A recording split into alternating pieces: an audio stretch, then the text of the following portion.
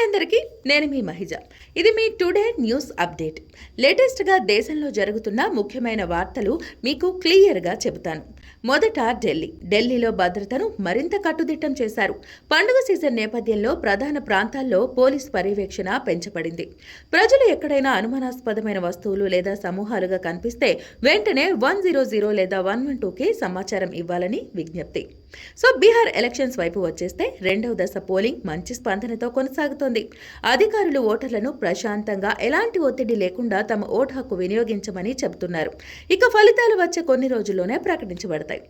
Weather update చూసేద్దామా? ఉత్తర భారతదేశంలో ఉష్ణోగ్రతలు తగ్గుతుంటే దక్షిణ రాష్ట్రాల్లో ఎక్కడెక్కడో తెల్లవారుజామున వానలు పడే అవకాశం ఉంది. ప్రత్యేకంగా ఆంధ్ర తెలంగాణ తీర ప్రాంతాల్లో గాలుల బలాన్ని గమనించాలి. పెట్రోల్ అండ్ డీజిల్ ప్రైజెస్ ఈ రోజు కూడా పెద్దగా మార్పులేమీ లేవు. కొన్ని నగరాల్లో పెట్రోల్ ధర 10 నుంచి 20 పైసల మేర పెరిగింది కూడా, కానీ చాలా చోట్ల ధర స్థిరంగా ఉంది. ఇప్పుడు ఒక చిన్న టిప్ చెప్పేస్తాను. ఎంత బిజీ అయినా రోజు ఒక 10 నిమిషాలు న్యూస్ వెరిఫైడ్ సోర్స్లో చూడండి. మొబైల్లో వచ్చే ఫేక్ ఫార్వర్డ్స్ నమ్మొద్దు. స్మార్ట్ సిటిజన్ అంటే అవగాహన ఉన్న మనిషి. ఇదే ఈరోజు ప్రధాన వార్తలు. ఇంకా క్లియర్ అండ్ ట్రస్ట్ చేయగలిగే అప్డేట్స్ కోసం మా ఛానల్ని లైక్ అండ్ షేర్, సబ్స్క్రైబ్ చేయండి. నేను మీ మహిజ. సేఫ్గా ఉండండి, స్మార్ట్గా నిర్ణయాలు తీసుకోండి. Keep smiling.